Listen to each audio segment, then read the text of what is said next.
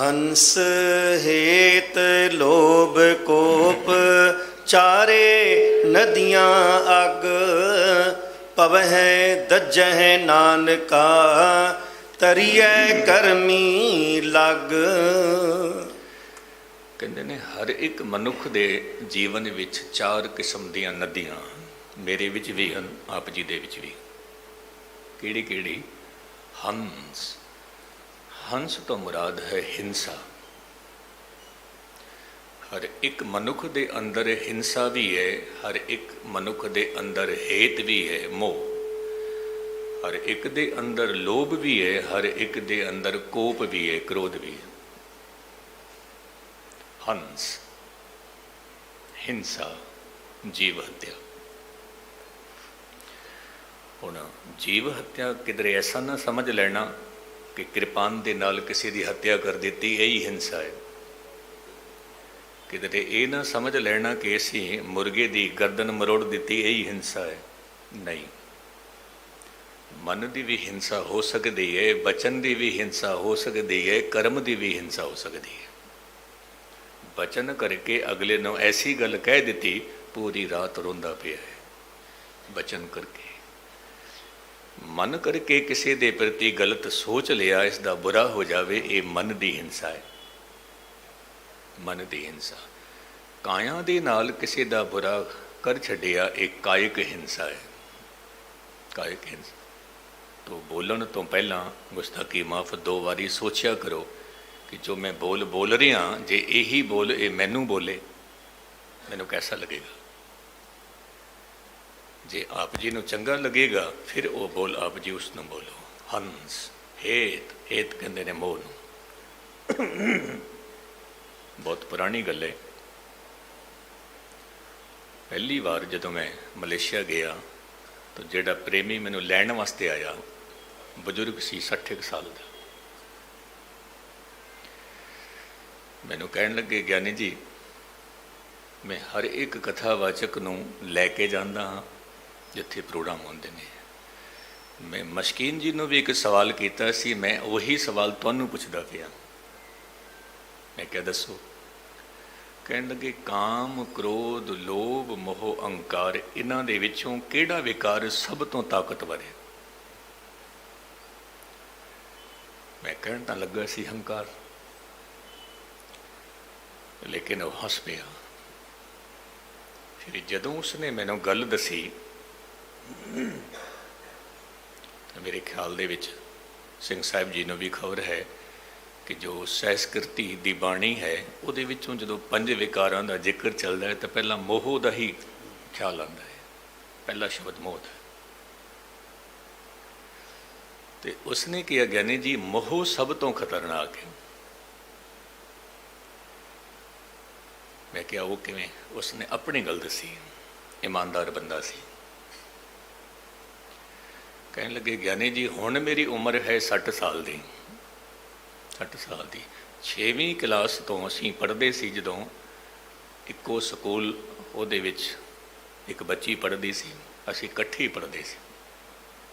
ਉਹਦੇ ਪ੍ਰਤੀ ਮੋਹ ਹੋ ਗਿਆ ਤੇ ਮੋਹ ਇਤਨਾ ਹੋਇਆ ਕਿ ਮੇਰੇ ਮਨ ਵਿੱਚ ਖਿਆਲ ਆਇਆ ਕਿ ਅਸੀਂ ਕਿਉਂ ਨਾ ਰਿਸ਼ਤਾ ਜੋੜ ਲਈਏ, ਲੇਕਿਨ ਨਹੀਂ ਹੋਇਆ ਰਿਸ਼ਤਾ। ਉਹਦਾ ਰਿਸ਼ਤਾ ਵੀ ਹੋ ਗਿਆ, ਉਹਦੇ ਬੱਚੇ ਵੀ ਹੋ ਗਏ, ਉਹਨਾਂ ਨੇ ਆਪਣੇ ਬੱਚੇ ਵੀ ਵਿਆਹ ਦਿੱਤੇ ਤੇ ਬੀਬੀ ਉਹ ਪੂਰੀ ਵੀ ਹੋ ਗਈ, ਚੱਲਣਾ ਵੀ ਕਰ ਗਈ। ਕਿਉਂਕਿ ਮੇਰੀ ਵੀ ਉਮਰ 60 ਸਾਲ ਦੀ ਹੈ, ਉਹਦੀ ਵੀ ਉਮਰ 60 ਸਾਲ ਦੀ ਪੂਰੀ ਹੋ। ਲੇਕਿਨ ਜਹਨ ਦੇ ਵਿੱਚ ਉਸੇ ਦੀ ਹੀ ਤਸਵੀਰ ਚੱਲਦੀ ਹੈ, ਉਸੇ ਦੀ ਤਸਵੀਰ, ਸੁਪਨੇ ਵੀ ਉਸੇ ਦੇ, ਮੋਹ। ਮੈਂ ਉਸ ਨੂੰ ਕਹਿ ਦਿੱਤਾ, ਜਿਹੜੀ ਸਾਹਮਣੇ ਬੀਬੀ ਬੈਠੀ ਹੈ ਕੌਣ ਹੈ? ਕਹਿਣ ਲੱਗੇ ਮੇਰੀ ਪਤਨੀ ਹੈ। ਮੈਂ ਕਿਹਾ ਹੁਣ ਤੇਰੀ ਖੈਰ ਨਹੀਂ, ਮੈਂ ਜਾ ਕੇ ਦੱਸਣਾ। ਕਹਿਣ ਲੱਗੇ, ਗਿਆਨੀ ਜੀ ਜਿੱਥੋਂ ਮੈਂ ਤੁਹਾਨੂੰ ਲੈ ਕੇ ਆਇਆ ਉੱਥੇ ਤੱਕ ਪਹੁੰਚ ਵੀ ਨਹੀਂ ਪਾਏਗਾ। ਤੂੰ ਨਵਾਂ ਨਵਾਂ ਆਇਆ ਹੈ ਮਲੇਸ਼ੀਆ ਦੇ ਵਿੱਚ, ਮੁਕਤਸਰ। ਮੈਂ ਅਰਜ਼ ਕਰਾਂ, ਵਾਕਈ ਮੋਹ, ਮੋਹ ਇਤਨਾ ਪ੍ਰਬਲ ਹੈ। ਪਹਿਲਾਂ ਮੋਹ ਸੀ ਆਪਣੀ ਮਾਂ ਨਾਲ, ਫਿਰ ਮੋਹ ਹੋਇਆ ਪਿਤਾ ਨਾਲ, ਫਿਰ ਮੋਹ ਹੋਇਆ ਮਿੱਤਰਾਂ ਨਾਲ, ਫਿਰ ਮੋਹ ਹੋਇਆ ਆਪਣੇ ਸਰੀਰ ਨਾਲ, ਫਿਰ ਮੋਹ ਹੋਇਆ ਆਪਣੀ ਪਤਨੀ ਨਾਲ, ਪਤੀ ਨਾਲ, ਫਿਰ ਮੋਹ ਹੋਇਆ ਆਪਣੇ ਬੱਚਿਆਂ ਨਾਲ। ਚੱਲਦਾ ਹੀ ਰਹਿੰਦਾ ਹੈ, ਚੱਲਦਾ ਹੀ। ਸਾਹਿਬ ਕਹਿੰਦੇ ਨੇ ਹੰਸ ਹੇਤ ਲੋਭ, ਲੋਭ ਤੁਮਰਾ ਆਪ ਜੀ ਸਮਝਦੇ ਹੀ ਹੋ, ਹੋਰ ਚਾਹੀਦਾ ਹੈ, ਹੋਰ ਚਾਹੀਦਾ ਹੈ। ਕੋਪ ਕਹਿੰਦੇ ਨੇ ਕ੍ਰੋਧ ਨੂੰ ਚਾਰੇ ਨਦੀਆਂ ਅੱਗ, ਇਹ ਅੱਗ ਦੀਆਂ ਨਦੀਆਂ ਹਨ ਚਾਰ। ਜਦੋਂ ਆਪ ਜੀ ਕ੍ਰੋਧ ਕਰਦੇ ਹੋ ਤਾਂ ਸਭ ਤੋਂ ਪਹਿਲਾਂ ਮਨ ਆਪ ਜੀ ਦਾ ਖਰਾਬ ਹੁੰਦਾ ਹੈ, ਦੂਜੇ ਦਾ ਬਾਅਦ ਵਿੱਚ ਹੁੰਦਾ ਹੈ। ਇਹ ਵੀ ਆਪ ਜੀ ਨੂੰ ਖਬਰ ਹੈ, ਕਿਉਂਕਿ ਮੈਂ ਕਈ ਵਾਰ ਅਰਜ਼ ਕਰਨਾ, ਜੇ ਗੰਦੀ ਨਾਲੀ ਦਾ ਕੀੜਾ ਪਾਲਣਾ ਹੋਵੇ, ਜੋ ਕਿ ਉਹ ਕੀੜਾ ਗੰਦੀ ਨਾਲੀ ਵਿੱਚ ਹੀ ਪਲ ਸਕਦਾ ਹੈ, ਹੋਰ ਕਿਤੇ ਨਹੀਂ, ਉਹਦੇ ਵਾਸਤੇ ਕੀ ਕਰੋਗੇ? ਗੰਦੀ ਨਾਲੀ ਤਿਆਰ ਕਰਨੀ ਪਏਗੀ।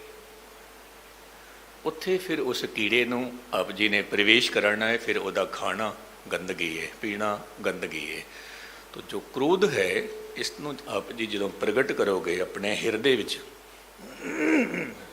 ਤਾਂ ਅੰਦਰ ਗੰਦੀ ਨਾਲੀ ਤਿਆਰ ਕਰਨੀ ਪੈਗੀ ਆਪ ਜੀ। ਉਸ ਗੰਦੀ ਨਾਲੀ ਦੀ ਜਿਹੜੀ ਸਮੈਲ ਹੈ, ਪਹਿਲਾਂ ਆਪ ਜੀ ਨੂੰ ਲੈਣੀ ਪਏਗੀ, ਗੁਸਤਾਖੀ ਮਾਫ। ਗੰਦੀ ਨਾਲੀ ਵਿੱਚ ਜਿਹੜੀ ਗੰਦਗੀ ਹੈ, ਸਭ ਤੋਂ ਪਹਿਲਾਂ ਦੁਰਗੰਧ ਆਪ ਜੀ ਨੂੰ ਲੈਣੀ ਪਏਗੀ। ਮੁਕਤਸਰ ਮੈਂ ਇਸ ਤਰ੍ਹਾਂ ਅਰਜ਼ ਕਰਾਂ, ਆਪ ਜੀ ਨੇ ਮੇਰੇ ਤੇ ਕ੍ਰੋਧ ਕੀਤਾ, ਆਪ ਜੀ ਤਪ ਗਏ, ਮੈਂ ਸ਼ਾਂਤ ਹੋ ਕੇ ਬੈਠਾ ਹੋਇਆ, ਆਪ ਜੀ ਹੀ ਤਪਦੇ ਪਏ। ਮੈਂ ਆਪ ਜੀ ਦੇ ਬੋਲ ਕਬੂਲ ਹੀ ਨਹੀਂ ਕੀਤੇ, ਆਪ ਜੀ ਹੋਰ ਤਪੋਗੇ, ਹੋਰ ਖਪੋਗੇ। ਭਾਈ ਸਾਹਿਬ ਭਾਈ ਵੀਰ ਸਿੰਘ ਜੀ ਕਹਿੰਦੇ ਸੀ, ਇੱਕ ਵਾਰ ਮਨੁੱਖ ਨੂੰ ਕ੍ਰੋਧ ਆਇਆ, 6 ਮਹੀਨੇ ਦੀ ਅਵਸਥਾ ਖਤਮ ਹੋ ਜਾਂਦੀ ਹੈ। ਦੁਬਾਰਾ ਫਿਰ ਬੰਦਗੀ ਕੀਤੀ, ਫਿਰ ਗੁੱਸਾ ਆ ਗਿਆ, ਫਿਰ ਕ੍ਰੋਧ ਆ ਗਿਆ। 2-2 ਦਿਨ 3-3 ਦਿਨ ਕ੍ਰੋਧ ਵਿੱਚ ਹੀ ਅਸੀਂ ਰਹਿੰਦੇ ਹਾਂ। ਅਗਲਾ ਮੌਜ ਵਿੱਚ ਬੈਠਾ ਜੇ ਤੇ ਅਸੀਂ ਕ੍ਰੋਧ ਕੀਤਾ ਹੈ। ਸਾਹਿਬ ਕਹਿੰਦੇ ਨੇ ਕਿ ਜੇਕਰ ਕੋਈ ਮਨੁੱਖ ਤੁਹਾਨੂੰ ਐਸੇ ਬੋਲ ਬੋਲੇ ਔਰ ਕ੍ਰੋਧ ਆ ਰਿਹਾ ਹੋਵੇ ਆਪ ਜੀ ਨੂੰ, ਕਹਿੰਦੇ ਨੇ ਉਸ ਮਨੁੱਖ ਨੂੰ ਮੱਥਾ ਟੇਕ ਦੇਣਾ ਕਿ ਤੂੰ ਮੇਰੇ ਵਾਸਤੇ ਪ੍ਰਯੋਗਸ਼ਾਲਾ ਹੈ, ਲੈਬੋਰਟਰੀ ਹੈ। ਮੈਂ ਆਪਣੇ ਆਪ ਨੂੰ ਪਰਖ ਲਿਆ ਕਿ ਤੂੰ ਐਸੀ ਗੱਲ ਆਖੀ, ਮੈਨੂੰ ਕ੍ਰੋਧ ਆ ਗਿਆ, ਮੈਂ ਆਪਣੇ ਆਪ ਨੂੰ ਪਰਖ ਲਿਆ ਕਿ ਤੂੰ ਕਿੱਥੇ ਬੈਠਾ ਹੋਇਆ। ਤਾਂ ਜਿਹੜਾ ਆਪ ਜੀ ਨੂੰ ਕ੍ਰੋਧ ਦਿਲਾਵੇ, ਉਹਨੂੰ ਮੱਥਾ ਟੇਕਿਆ ਕਰੋ। ਮੈਂ ਟੇਕਣਾ ਬੀਬੀ ਨੂੰ ਕਰ ਰਹਾ, ਜਦੋਂ ਮੈਨੂੰ ਕੋਈ ਐਸੀ ਗੱਲ ਕਹਿ ਦਿੰਦੀ ਗੁੱਸੇ ਵਾਲੀ, ਮੈਂ ਮੱਥਾ ਟੇਕ ਦੇਣਾ, ਤੂੰ ਧੰਨ ਹੈ। ਰੋਜ਼ ਇਸੇ ਤਰ੍ਹਾਂ ਖੇਡ ਖੇਡਿਆ ਕਰ, ਰੋਜ਼ ਆਪਣੇ ਆਪ ਨੂੰ ਪਰਖਦੇ ਰਹੀਏ ਅਸੀਂ। ਤਾਂ ਸਾਹਿਬ ਕਹਿੰਦੇ ਨੇ, ਭਵੇਂ ਦਜਹਿ ਨਾਨਕਾ, ਮਨੁੱਖ ਸੜਦਾ ਪਿਆ ਹੈ ਕ੍ਰੋਧ ਵਿੱਚ, ਲੋਭ ਵਿੱਚ, ਹਿੰਸਾ ਵਿੱਚ। ਤਰੀਏ ਕਰਮੀ ਲੱਗ, ਲੇਕਿਨ ਪਰ ਉਤਾਰਾ ਉਹਦਾ ਹੁੰਦਾ ਹੈ ਜੋ ਗੁਰੂ ਦੇ ਚਰਨਾਂ ਦੇ ਨਾਲ ਜੁੜ ਗਿਆ। ਐਸਾ ਧੰਨ ਗੁਰੂ ਨਾਨਕ ਸਾਹਿਬ ਜੀ ਸਮਝਾਉਣਾ ਕਰਦੇ ਹਨ ਜੀ। ਪੌੜੀ ਜੀਵਤ ਆ ਮਰ ਮਾਰ, ਨਾ ਪਛੋਤਾਈਐ, ਝੂਠਾ ਇਹ ਸੰਸਾਰ, ਕਿਨ ਸਮਝਾਈਐ। ਸਾਹਿਬ ਕਹਿੰਦੇ ਨੇ, ਜੀਵਨ ਦੀਆਂ ਮਰ ਮਾਰ, ਕਿਸ ਨੂੰ ਮਾਰਨਾ ਹੈ? ਕਿ ਹੁਣ ਇਹ ਜੋ ਮਨ ਹੈ, ਇਸ ਨੂੰ ਮਾਰ ਦਈਏ। ਗੁਰੂ ਨਾਨਕ ਸਾਹਿਬ ਮਹਾਰਾਜ ਕਹਿੰਦੇ ਨੇ, ਜਿਸ ਘੋੜੇ ਤੇ ਬੈਠ ਕੇ ਆਪ ਜੀ ਨੇ ਸਫ਼ਰ ਕਰਨਾ ਹੈ, ਮੰਜ਼ਿਲ ਤੇ ਪਹੁੰਚਣਾ ਹੈ, ਉਸ ਮਨ ਨੂੰ ਹੀ ਭੁੱਖੇ ਮਾਰ ਦੇਵੋ, ਉਸ ਮਨ ਨੂੰ ਹੀ ਮਾਰ ਦੇਵੋ, ਮੰਜ਼ਿਲ ਤੇ ਕਿਵੇਂ ਪਹੁੰਚੋਗੇ? ਨਹੀਂ ਪਹੁੰਚ ਸਕਦੇ। ਮਨ ਨੂੰ ਮਾਰਨ ਤੋਂ ਮੁਰਾਦ ਆਪਣੀ ਦਿਸ਼ਾ ਬਦਲਣੀ ਹੈ, ਦਿਸ਼ਾ ਬਦਲਣੀ। ਹੁਣ ਮਨ ਦੀ ਦਿਸ਼ਾ ਕਿਵੇਂ ਬਦਲੇਗੀ? ਅਕਸਰ ਸੰਤ ਸਿੰਘ ਜੀ ਮਸ਼ਕੀਨ ਇੱਕ ਗੱਲ ਕਹਿੰਦੇ ਸੀ ਕਿ ਜਦੋਂ ਮੌਤ ਦੀ ਚੋਟ ਪੈਂਦੀ ਹੈ ਤਾਂ ਮਨ ਮਰਦਾ ਹੈ, ਤਨ ਮਰਦਾ ਹੈ। ਜਦੋਂ ਮੌਤ ਦੀ ਚੋਟ ਲੱਗਦੀ ਹੈ, ਤਨ ਦੀ ਮੌਤ ਹੋ ਜਾਂਦੀ ਹੈ, ਲੇਕਿਨ ਮਨ ਨਹੀਂ ਮਰਿਆ, ਤਨ ਮਰਿਆ ਹੈ। ਜਦੋਂ ਇਹ ਤਨ ਮਰ ਗਿਆ, ਮਨ ਤਾਂ ਜਿਉਂਦਾ ਹੈ। ਮਨ ਫਿਰ ਹੋਰ ਸਰੀਰ ਲੱਭੇਗਾ, ਕਿਉਂਕਿ ਮਨ ਮਰਿਆ ਨਹੀਂ ਹੈ, ਹੋਰ ਸਰੀਰ ਲੱਭੇਗਾ। ਜੇ ਕਿਧਰੇ ਸ਼ਬਦ ਦੀ ਚੋਟ ਲੱਗ ਜਾਵੇ ਤਾਂ ਫਿਰ ਮਨ ਮਰਦਾ ਹੈ, ਤਨ ਜਿੰਦਾ ਰਹਿੰਦਾ ਹੈ। ਮਨ ਮਰ ਗਿਆ। ਜਦੋਂ ਉਹਦਾ ਮਨ ਮਰ ਗਿਆ, ਫਿਰ ਨਾ ਤਾਂ ਉਹਦੀ ਖਾਣ ਦੇ ਪਿੱਛੇ ਉਹਦੀ ਦੌੜ ਹੈ, ਦੌੜ ਭੱਜ ਉਹਦੀ ਖਤਮ ਹੋ ਗਈ। ਗੁਰੂ ਸਾਹਿਬ ਜੀ ਕਹਿੰਦੇ ਨੇ, ਛਾਦਨ ਭੋਜਨ ਕੀ ਆਸ ਨਾ ਕੀਚੈ, ਅਚਿੰਤ ਮਿਲੇ ਸੋ ਪਾਏ। ਜੋ ਮਿਲ ਗਿਆ ਬਸ ਉਹਦੇ ਵਿੱਚ ਸੰਤੋਖ ਹੈ, ਕਿਉਂਕਿ ਮਨ ਦੀ ਮੌਤ ਹੋ ਗਈ। ਜਿਹੜਾ ਸਾਨੂੰ ਭਜਾਈ ਫਿਰਦਾ ਸੀ। ਜੀਵਨ ਦੀਆਂ ਮਰਮਾਰ ਨਾ ਪਛਤਾਈਏ, ਅਖੀਰ ਵਿੱਚ ਪਛਤਾਣਾ ਪਏਗਾ। ਕਹਿੰਦੇ ਨੇ ਅਖੀਰ ਵਿੱਚ ਕਿਤਨੇ ਹੀ ਐਸੇ ਬੰਦੇ ਨੇ ਜਿਨ੍ਹਾਂ ਨੂੰ ਸਮਝ ਆਉਂਦੀ ਹੈ ਕਿ ਜਿਨ੍ਹਾਂ ਨੂੰ ਮੈਂ ਹੀਰੇ ਮੋਤੀ ਸਮਝ ਕੇ ਬੈਠਾ ਸੀ, ਉਹਦਾ ਕੰਕੜ ਪੱਥਰ ਨੇ। ਜਿਨ੍ਹਾਂ ਨੂੰ ਮੈਂ ਆਪਣਾ ਸਮਝ ਕੇ ਬੈਠਾ ਸੀ, ਹੁਣ ਇਸ ਵੇਲੇ ਤੇ ਮੈਨੂੰ ਕੋਈ ਵੀ ਸਾਥ ਨਹੀਂ ਦੇ ਰਿਹਾ। ਯਕੀਨਨ ਹੈ, ਕਿਉਂਕਿ ਜਿਨ੍ਹਾਂ ਤੇ ਸਿਰ ਤੇ ਗੁਜ਼ਰਦੀ ਹੈ ਉਸੇ ਨੂੰ ਖਬਰ ਹੈ, ਉਸੇ ਸਾਰੇ ਖੜੇ ਨੇ, ਸਾਥ ਕੋਈ ਨਹੀਂ ਦੇ। ਜੇ ਉਸ ਵੇਲੇ ਅਬ ਜੀ ਦੀ ਰਸਨਾ ਚੋਂ ਵਾਹਿਗੁਰੂ ਨਿਕਲੇ ਤੇ ਮੈਂ ਕਹਿ ਰਿਹਾ ਹਾਂ ਅੱਜ ਤੋਂ ਹੀ ਸ਼ੁਰੂਆਤ ਕਰ ਦਿਓ, ਵਾਹਿਗੁਰੂ ਤਾਂ ਹੀ ਨਿਕਲੇਗਾ ਅਖੀਰ ਵਿੱਚ ਪਛਤਾਣਾ ਨਹੀਂ ਪਏਗਾ। ਝੂਠਾ ਇਹ ਸੰਸਾਰ ਕਿਨ ਸਮਝਾਈਏ, ਕਿਸ ਤਰ੍ਹਾਂ ਸਮਝਾਵਾਂ, ਸੰਸਾਰ ਝੂਠਾ ਹੈ। ਇੱਕ ਵਿਦਵਾਨ ਡਾਕਟਰ, ਅੱਜ ਉਹਦੀ ਮੈਂ ਆਤਮ ਕਥਾ ਪੜ੍ਹ ਰਿਹਾ ਸੀ। ਡਾਕਟਰ ਬਹੁਤ ਇਮਾਨਦਾਰ ਸੀ, ਕਿਉਂਕਿ ਆਪਣੀ ਗੱਲ ਕਹਿਣੀ, ਆਪਣੇ ਪਰਦੇ ਖੋਲ੍ਹਣੇ ਹਰ ਇੱਕ ਦੇ ਵੱਸ ਦੀ ਗੱਲ ਨਹੀਂ ਹੁੰਦੀ। ਕੋਈ ਤਾਕਤਵਰ ਹੁੰਦਾ ਹੈ ਜੋ ਖੋਲ੍ਹਦਾ ਹੈ।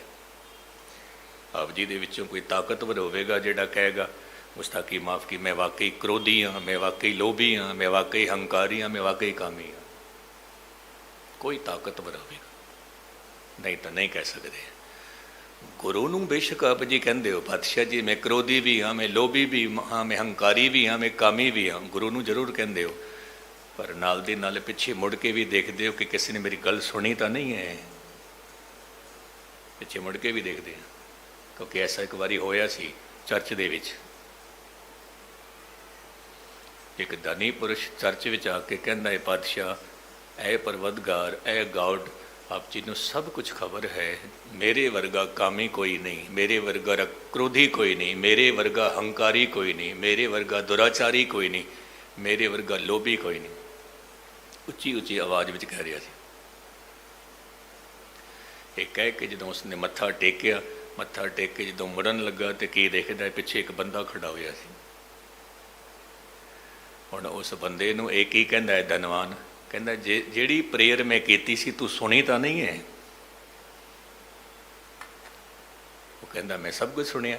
ਤੂੰ ਕੀ ਕਹਿ ਰਿਹਾ ਸੀ ਗॉड ਨੂੰ? ਕਹਿਣ ਲੱਗੇ ਚੰਗਾ ਜੇ ਸੁਣ ਲਿਆ ਤੇ ਕੋਈ ਗੱਲ ਨਹੀਂ ਹੈ, ਜੇ ਕਿਧਰੇ ਖਬਰ ਬਾਹਰ ਫੈਲ ਗਈ ਕਿ ਮੈਂ ਇਸ ਤਰ੍ਹਾਂ ਪ੍ਰੇਅਰ ਕਰ ਰਿਹਾ ਸੀ ਤਾਂ ਤੇਰੀ ਖੈਰ ਨਹੀਂ ਹੈ, ਤੇਰੀ ਖੈਰ ਨਹੀਂ। ਕਹਿਣ ਤੋਂ ਭਾਵ ਮਨੁੱਖ ਤਿਆਰ ਨਹੀਂ ਹੈ ਮੰਨਣ ਵਾਸਤੇ। ਉਹ ਡਾਕਟਰ ਆਪਣੀ ਆਤਮ ਕਥਾ ਲਿਖਦਾ ਹੈ ਕਿ ਮੈਂ ਜਦੋਂ ਆਪਰੇਸ਼ਨ ਥੀਏਟਰ 'ਤੇ ਗਿਆ, ਇੱਕ ਲੇਡੀਜ਼ ਦਾ ਆਪਰੇਸ਼ਨ ਕਰਨਾ ਸੀ ਪੇਟ ਦਾ। ਮੈਂ ਜਦੋਂ ਉਹਦਾ ਪੇਟ ਚੀਰਿਆ, ਮੈਂ ਫਿਰ ਅਰਜ਼ ਕਰਾਂ ਇਮਾਨਦਾਰ ਰਿਹਾ ਹੋਵੇਗਾ ਡਾਕਟਰ, ਕਹਿਣ ਲੱਗੇ ਪੇਟ ਚੀਰਦੇ ਸਾਰ ਹੀ ਮੈਨੂੰ ਉਲਟੀ ਆਉਣੀ ਸ਼ੁਰੂ ਹੋ ਗਈ। ਕਿਉਂ? ਕਿਉਂਕਿ ਮੈਂ ਦੇਖਿਆ ਕਿ ਉਹਦੇ ਸਰੀਰ ਦੇ ਵਿੱਚ ਮਲ ਮੂਤਰ ਭਰਿਆ ਹੋਇਆ ਹੈ, ਮਲ ਮੂਤਰ ਭਰਿਆ। ਮੈਂ ਕਿਹਾ ਕਿ ਇਹ ਮਨੁੱਖ ਦਾ ਸਰੀਰ ਹੈ, ਜੇ ਸਕਿਨ ਉਤਾਰ ਦੇਵੋ ਅੰਦਰ ਹਾਰਡ ਮਾਸ ਨਾੜੀ ਕੋ ਪਿੰਜਰ ਕੁਛ ਵੀ ਨਹੀਂ। ਤੇ ਕਿਧਰੇ ਐਸਾ ਮਿਰਰ ਆਪ ਜੀ ਨੂੰ ਮਿਲ ਜਾਵੇ ਕਿ ਜਿਹਦੇ ਵਿੱਚ ਆਪ ਜੀ ਦੀ ਤਸਵੀਰ ਨਾ ਦਿਸੇ, ਅੰਦਰ ਹਾਰਡ ਮਾਸ ਨਾੜੀ ਦਾ ਪਿੰਜਰ ਦਿਸੇ, ਮੇਰੇ ਖਿਆਲ ਦੇ ਵਿੱਚ ਕਦੇ ਵੀ ਨਹੀਂ ਮਿਰਰ ਦੇਖੋਗੇ ਤੁਸੀਂ। ਆਪ ਜੀ ਕਹੋਗੇ ਅੰਦਰ ਇਹ ਕੁਝ ਭਰਿਆ ਹੋਇਆ। ਖੈਰ ਮੈਂ ਛੇਤੀ ਛੇਤੀ ਉਹਦਾ ਆਪਰੇਸ਼ਨ ਕੀਤਾ ਤੇ ਉਹ ਲਿਖਦਾ ਹੈ ਛੇਤੀ ਛੇਤੀ ਆਪਰੇਸ਼ਨ ਕਰਨ ਦਾ ਮਕਸਦ ਮੇਰਾ ਇਹ ਸੀ ਕਿ ਮੇਰੇ ਨਾਲ ਜਿਹੜੀ ਨਰਸ ਖੜੀ ਸੀ, ਮੈਂ ਉਹਦੇ ਨਾਲ ਫਿਲਮ ਦੇਖਣ ਵਾਸਤੇ ਜਾਣਾ ਸੀ। ਸਮਝਣਾ ਗੱਲ ਨੂੰ। ਇੱਕ ਪਾਸੇ ਉਹ ਕਹਿੰਦਾ ਹੈ ਕਿ ਮੈਂ ਉਹਦੇ ਪੇਟ ਨੂੰ ਜਦੋਂ ਚੀਰਿਆ, ਮਲ ਮੂਤਰ ਭਰਿਆ ਹੋਇਆ, ਮੈਂ ਇਹ ਵੀ ਦੇਖ ਰਿਹਾ, ਫਿਰ ਨਰਸ ਦੇ ਨਾਲ ਥੀਏਟਰ ਵੀ ਜਾਣਾ ਹੈ। ਕਹਿੰਦੇ ਨੇ ਇਸ ਮਨੁੱਖ ਨੂੰ ਕੌਣ ਸਮਝਾਵੇ, ਝੂਠਾ ਇਹ ਸੰਸਾਰ ਕਿਨ ਸਮਝਾਈ ਹੈ। ਤੇ ਇਸ ਤਰ੍ਹਾਂ ਗੁਰੂ ਨਾਨਕ ਪਾਤਸ਼ਾਹ ਜੀ ਦੱਸਣਾ ਕਰਦੇ ਹਨ ਜੀ। ਸੱਚ ਨਾ ਲਗ ਧਰੇ ਪਿਆਰ, ਤੰਦੈ ਧਾਈਐ, ਕਾਲ ਬੁਰਾ ਖੈ ਕਾਲ, ਸਿਰ ਦੁਨਿਆਈਐ। ਕਹਿੰਦੇ ਨੇ ਸੱਚ ਨਾ ਧਰੇ ਪਿਆਰ। ਮੱਥਾ ਵੀ ਟੇਕਿਆ ਤਾਂ ਭਜਦੀਆਂ ਭਜਦੀਆਂ, ਭਜਦੀਆਂ ਭਜਦੀਆਂ, ਪਾਠ ਵੀ ਕੀਤਾ ਤੇ ਭਜਦੀਆਂ ਭਜਦੀਆਂ। ਇੱਕ ਮਨੁੱਖ ਕਹਿੰਦਾ ਹੈ, ਗਿਆਨੀ ਜੀ ਆਪ ਜੀ ਨੂੰ ਮੁਬਾਰਕਾਂ। ਮੈਂ ਕਿਹਾ ਕਾਹਦੀਆਂ? ਕਹਿਣ ਲੱਗੇ ਧਨ ਤੇਰਸ। ਮੈਂ ਕਿਹਾ ਉਹ ਕੀ ਹੁੰਦਾ ਹੈ? ਕਹਿੰਦੇ ਨੇ ਆਪ ਜੀ ਨੂੰ ਪਤਾ ਨਹੀਂ ਹੈ, ਕਦੇ ਧਨ ਦੀ ਪੂਜਾ ਹੁੰਦੀ ਹੈ, ਲక్ష్ਮੀ ਦੀ ਪੂਜਾ ਹੁੰਦੀ ਹੈ। ਮੈਂ ਕਿਹਾ ਜੀ ਮੈਂ ਤਾਂ ਲక్ష్ਮੀ ਦੀ ਪੂਜਾ ਕੱਲ ਕਰ ਬੈਠਾ। ਕਹਿਣ ਲੱਗੇ ਕਿਵੇਂ? ਮੈਂ ਕਿਹਾ ਜਿੰਨੀ ਵੀ ਮਾਇਆ ਆਈ ਸੀ ਕਥਾ ਵਿੱਚ ਉਹ ਬੀਬੀ ਲੈ ਗਈ ਹੈ। ਤੇ ਬੀਬੀ ਨੇ ਫਿਰ ਮੈਨੂੰ ਫੋਨ ਕੀਤਾ, ਗਿਆਨੀ ਜੀ ਆਪ ਜੀ ਦੀ ਮਾਇਆ ਮੇਰੇ ਕੋਲ ਪਈ ਹੈ। ਮੈਂ ਕਿਹਾ ਚਲੋ ਮੇਰਾ ਤਾਂ ਲక్ష్ਮੀ ਪੂਜਨ ਹੋ ਗਿਆ, ਇਹ ਰੱਖ ਲੈ ਤੂੰ ਆਪਣੇ ਕੋਲ, ਤੈਨੂੰ ਬਰਕਤ ਪੈ ਗਈ। ਤੇ ਮੈਨੂੰ ਵੱਧ ਕੇ ਮਾਇਆ ਮਿਲੇਗੀ। ਬੀਬੀ ਕਹਿੰਦੀ ਹੈ ਵੱਧ ਕੇ ਨਹੀਂ ਮਿਲੇਗੀ, 10 ਰੁਪਏ ਘੱਟ ਮਿਲਣਗੇ, ਕਿਉਂਕਿ ਉਹ ਮੈਂ ਆਪਣੇ ਕੋਲ ਰੱਖਣੇ ਨੇ ਬਰਕਤ ਵਾਸਤੇ।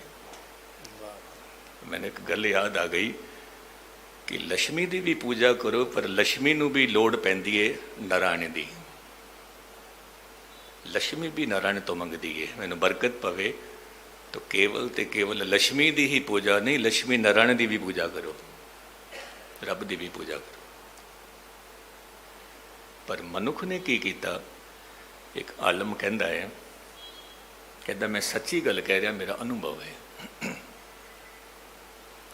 ਹੋ ਸਕਦਾ ਆਪ ਜੀ ਨੂੰ ਗੱਲ ਠੀਕ ਲੱਗੇ, ਚੰਗੀ ਲੱਗੇ, ਨਾ ਲੱਗੇ, ਪਰ ਮੈਂ ਸਾਰਿਆਂ ਵਾਸਤੇ ਨਹੀਂ ਕਹਿ ਰਿਹਾ। ਕਹਿਣ ਲੱਗੇ ਬਾਜ਼ਾਰ ਵਿੱਚ ਸੌਦਾ ਖਰੀਦਨੇ ਆ ਮੁਨਾਫੇ ਦੀ ਚਾਹਤ ਰੱਖ ਕੇ, ਮੰਦਰ ਮਸਜਿਦ ਗੁਰਦੁਆਰੇ ਵੀ ਜਾਂਦੇ ਆ ਮੁਨਾਫੇ ਦੀ ਚਾਹਤ ਰੱਖ ਕੇ। ਕਹਿੰਦੇ ਨੇ ਫਿਰ ਤੁਹਾਡੇ ਮੰਦਰ ਮਸਜਿਦ ਗੁਰਦੁਆਰੇ ਵਿੱਚ ਔਰ ਬਾਜ਼ਾਰ ਵਿੱਚ ਔਰ ਦੁਕਾਨ ਵਿੱਚ ਕੀ ਫਰਕ ਹੈ? ਕੀ ਫਰਕ ਹੈ? ਮੈਂ ਗੱਲ ਫਿਰ ਦੁਹਰਾ ਦੇਵਾਂ। ਮਸ਼ਕੀਨ ਜੀ ਗੱਲ ਕਹਿੰਦੇ ਸੀ, ਤੁਸੀਂ ਗੁਰਦੁਆਰੇ ਨੂੰ ਆਪਣੀ ਦੁਕਾਨ ਨਾ ਬਣਾਉਣਾ, ਆਪਣੀ ਦੁਕਾਨ ਨੂੰ ਗੁਰਦੁਆਰਾ ਬਣਾ ਲੈਣਾ। ਤੁਸੀਂ ਮੰਦਰ ਨੂੰ ਆਪਣੀ ਦੁਕਾਨ ਨਾ ਬਣਾਉਣਾ, ਆਪਣੀ ਦੁਕਾਨ ਨੂੰ ਮੰਦਰ ਬਣਾ ਲੈਣਾ। ਤੁਸੀਂ ਚਰਚ ਨੂੰ ਆਪਣੀ ਦੁਕਾਨ ਨਾ ਬਣਾਉਣਾ, ਆਪਣੀ ਦੁਕਾਨ ਨੂੰ ਚਰਚ ਬਣਾ ਲੈਣਾ।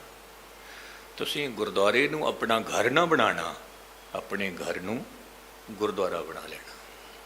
ਕਿਤਨੀ ਗਹਿਰੀ ਗੱਲ ਕਹੀ, ਕਿਤਨੀ ਗਹਿਰੀ। ਮੈਂ ਪ੍ਰੇਮੀ ਨੂੰ ਕਿਹਾ ਤੁਸੀਂ ਗੁਰਦੁਆਰੇ ਕਿਉਂ ਨਹੀਂ ਆਉਂਦੇ? ਮੈਨੂੰ ਕਹਿਣ ਲੱਗੇ ਗਿਆਨੀ ਜੀ ਮੈਂ ਗੁਰਦੁਆਰੇ ਆਵਾਂਗਾ, ਤੁਸੀਂ ਕਿਹੜਾ ਮੈਨੂੰ ਸਰੋਪਾ ਪਾ ਦਿਓਗੇ? ਮੈਂ ਕਿਹਾ ਹੱਦ ਹੋ ਗਈ, ਸਰੋਪੇ ਵਾਸਤੇ ਗੁਰਦੁਆਰੇ ਆਉਣਾ ਨਹੀਂ। ਗੁਰੂ ਸ਼ਬਦ ਨੂੰ ਸੁਣਨਾ ਹੈ। ਸਾਹਿਬ ਕਹਿੰਦੇ ਨੇ ਕਿ ਸੱਚ ਨਾ ਧਰੇ ਪਿਆਰ ਧੰਦੇ ਰਹਾਈਏ। ਭਜਦਾ ਹੀ ਰਹਿੰਦਾ ਹੈ, ਧੰਦਿਆਂ ਦੇ ਵਿੱਚ ਭਜਦਾ ਹੀ ਰਹਿੰਦਾ ਹੈ, ਪਰ ਉਸ ਨੂੰ ਕੌਣ ਦੱਸੇ? ਕਾਲ ਬੁਰਾ ਖੈ ਕਾਲ ਸ਼ਿਰ ਦੁਨਿਆਈ। ਆਪ ਜੀ ਨੂੰ ਖਬਰ ਹੈ ਜਿਹੜੀ ਸਾਹ ਮੈਂ ਲਈ ਹੈ ਉਸ ਸਾਹ ਨੂੰ ਛੱਡਣਾ ਵੀ ਪਏਗਾ। ਆਪ ਜੀ ਕਹੋ ਮੈਂ ਤਾਂ ਸਾਹ ਨਹੀਂ ਛੱਡਾਂਗਾ, ਹੋ ਹੀ ਨਹੀਂ ਸਕਦਾ। ਆਪ ਜੀ ਕਹੋ ਮੈਂ ਤਾਂ ਸਾਹ ਨਹੀਂ ਲਵਾਂਗਾ, ਹੋ ਹੀ ਨਹੀਂ ਸਕਦਾ। ਲੇਕਿਨ ਇੱਕ ਗੱਲ ਯਾਦ ਰੱਖਣਾ, ਜਿਹੜੀ ਸਾਹ ਆਪ ਜੀ ਨੇ ਲਈ ਹੈ, ਇਹ ਸਾਹ ਪਹਿਲਾਂ ਕਿਸੇ ਹੋਰ ਦੇ ਸਰੀਰ ਵਿੱਚ ਸੀ, ਉਹਨੇ ਸਾਹ ਛੱਡਿਆ ਹੈ, ਫਿਰ ਸਾਡੇ ਕੋਲ ਆਇਆ। ਇਸੇ ਕਰਕੇ तमाम ਆਲਮਾਂ ਦਾ ਕਹਿਣਾ ਹੈ ਕਿ ਜੋ ਸਾਹ ਚੱਲ ਰਹੀ ਹੈ ਇਹਦੇ ਵੀ ਅਸੀਂ ਮਾਲਿਕ ਨਹੀਂ ਹਾਂ। ਇਹ ਥੋੜ੍ਹੀ ਦੇਰ ਪਹਿਲਾਂ ਕਿਸੇ ਹੋਰ ਦੀ ਸੀ, ਹੁਣ ਸਾਡੇ ਕੋਲ ਹੈ। ਥੋੜ੍ਹੀ ਦੇਰ ਬਾਅਦ ਫਿਰ ਇਹ ਹੋਰ ਕਿਸੇ ਦੇ ਕੋਲ ਹੋਵੇਗੀ। ਇਸੇ ਨੂੰ ਬਾਬੇ ਨਾਨਕ ਨੇ ਆਖਿਆ, ਹਮ ਆਦਮੀ ਹਾਂ ਇੱਕਦਮ ਹੀ, ਮਹੁਲਤ ਮਹੁਤ ਨਾ ਜਾਣਾ। ਨਾਨਕ ਬਿਨ ਮੈਂ ਤਿਸੇ ਸਰੇਵੋਂ ਜਾਂ ਕੇ ਜੀ ਭਰਨ। ਉਸ ਨੂੰ ਗਾ, ਉਸ ਦਾ ਸ਼ੁਕਰਾਨਾ ਕਰ, ਉਸ ਦਾ ਧੰਨਵਾਦ ਕਰ, ਪਰ ਕੱਲ ਤੇ ਨਾ ਛੱਡਣਾ, ਕੱਲ ਤੇ ਨਾ ਛੱਡਣਾ। ਕਿਉਂ? ਕਿਉਂਕਿ ਕੱਲ ਕਦੇ ਆਉਂਦਾ ਹੀ ਨਹੀਂ, ਕਦੇ ਨਹੀਂ ਆਉਂਦਾ ਕੱਲ, ਅੱਜ ਹੀ ਆਉਂਦਾ ਹੈ। ਇਸੇ ਕਰਕੇ ਜਿਹੜੇ ਦੁਕਾਨਦਾਰ ਹੁੰਦੇ ਨੇ ਉਹ ਆਪਣੀ ਦੁਕਾਨ ਦੇ ਬਾਹਰ ਲਿਖ ਛੱਡਦੇ ਨੇ, ਆਜ ਨਗਦ ਕੱਲ ਉਧਾਰ, ਕਿਉਂਕਿ ਉਹਨਾਂ ਨੂੰ ਖਬਰ ਹੈ ਕੱਲ ਕਦੇ ਆਉਂਦਾ ਹੀ ਨਹੀਂ ਹੈ, ਆਜ ਹੀ ਹੈ।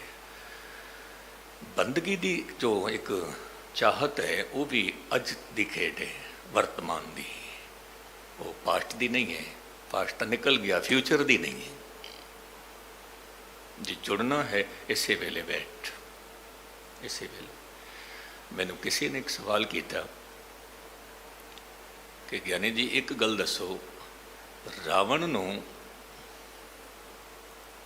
ਜਦੋਂ ਸਵਾਲ ਕੀਤਾ ਸੀ ਲక్ష్మణ ਨੇ, ਰਾਮਚੰਦਰ ਨੇ ਕਿਹਾ ਸੀ ਕਿ ਬਹੁਤ ਵੱਡਾ ਗਿਆਨੀ ਪੁਰਸ਼ ਹੈ, ਜਾਓ ਅਖੀਰਲਾ ਵਕਤ ਆ ਗਿਆ, ਉਸ ਤੋਂ ਕੁਝ ਸੇਧ ਲੈ ਲੈ, ਕੁਝ ਸਿੱਖਿਆ ਲੈ ਲੈ। ਕਹਿਣ ਲੱਗੇ ਕਿਹੜੀਆਂ ਕਿਹੜੀਆਂ ਗੱਲਾਂ ਉਸਨੇ ਕਹੀਆਂ ਸਨ ਅਖੀਰ ਵਿੱਚ।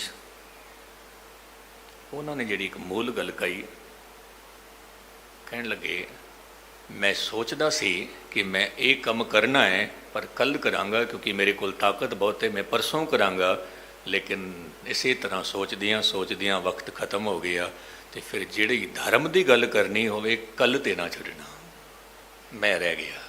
ਇਹ ਰਾਵਣ ਦੇ ਬੋਲ ਸੀ, ਮੈਂ ਰਹਿ ਗਿਆ। ਤੋ ਸਾਹਿਬ ਕਹਿੰਦੇ ਨੇ ਕਾਲ ਬੁਰਾ ਖੈ ਕਾਲ ਸ਼ਿਰ ਦੁਨਿਆਈ ਹੈ। ਉਹ ਜੋ ਕਾਲ ਹੈ ਜਿਸ ਨੂੰ ਅਸੀਂ ਕਹਿੰਦੇ ਹਾਂ ਜਮ, ਜਮ ਤੋਂ ਮੁਰਾਦ ਕੀ ਹੈ? ਜਿਹੜੀ ਸ਼ਕਤੀ ਵਾਰ-ਵਾਰ ਜੰਮਣ ਤੇ ਮਜਬੂਰ ਕਰਦੀ ਹੈ ਉਸ ਨੂੰ ਜਮ ਕਹਿੰਦੇ ਨੇ, ਉਸੇ ਨੂੰ ਕਾਲ ਕਹਿੰਦੇ ਨੇ।